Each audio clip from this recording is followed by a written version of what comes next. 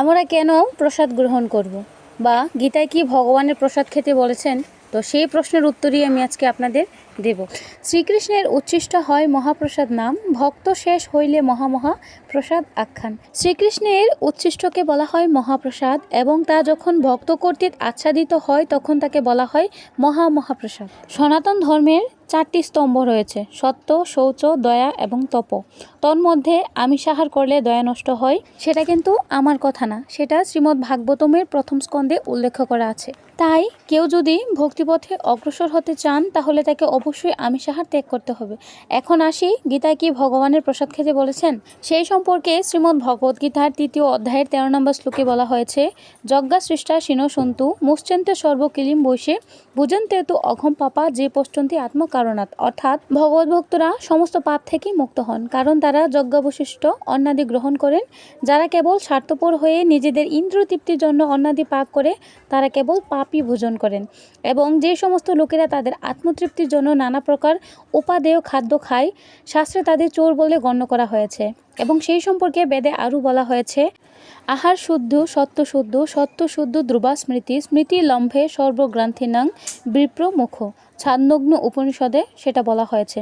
অর্থাৎ যজ্ঞ অনুষ্ঠান করার ফলে খাদ্য সামগ্রী শুদ্ধ হয় এবং তা আহার করার ফলে জীবের সত্তা শুদ্ধ হয়। সত্তা শুদ্ধ হবার ফলে স্মৃতি শুদ্ধ হয় এবং তখন সে মোক্ষ লাভের পথ খুঁজে পায়।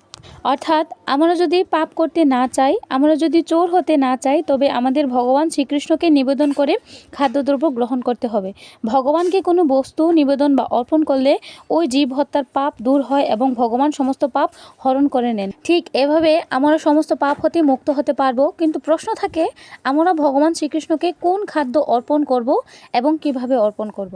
এবং সেই সম্পর্কেও শ্রীমদ্ ভগবদ্গীতায় 9ম অধ্যায় 26 নম্বর শ্লোকে ভগবান শ্রীকৃষ্ণ বলেছেন, পত্রং পুষ্পং ফলং তোয়া যৌমে ভক্ত প্রযচ্ছতি তদহং ভুক্ত পব্বহত মশ্চামি প্রযৎমানন। অর্থাৎ যে বিশুদ্ধ চিত্ত নিষ্কাম ভক্ত ভক্তি সহকারে আমাকে পত্র পুষ্প ফল জল অর্পণ করেন, আমি তার সেই ভক্তিপ্লুত উপহার প্রীতি সহকারে গ্রহণ করি। এবং শ্রী চৈতন্য মহাপ্রভু আরও বলেছেন, জীবে দয়া নামে রুচি বৈষ্ণব সেবন, ইহা হইতে বড় ধর্ম নাহি সনাতন। তাই আমাদের উচিত যত দ্রুত সম্ভব আমিষাহার হতে সরে আসা।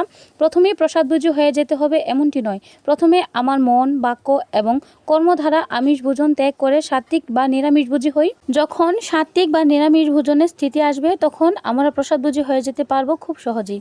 তবে আশ্চর্যজনক হলেও এটা সত্য যে ভগবানের উদ্দেশ্যে নিবেদিত খাদ্য অর্থাৎ প্রসাদের মধ্যে এক অপ্রাকৃতিক বিশেষ ধরনের স্বাদ বিদ্যমান, যা কোনো 5 স্টার রেস্টুরেন্টে গিয়েও পাওয়া যাবে না।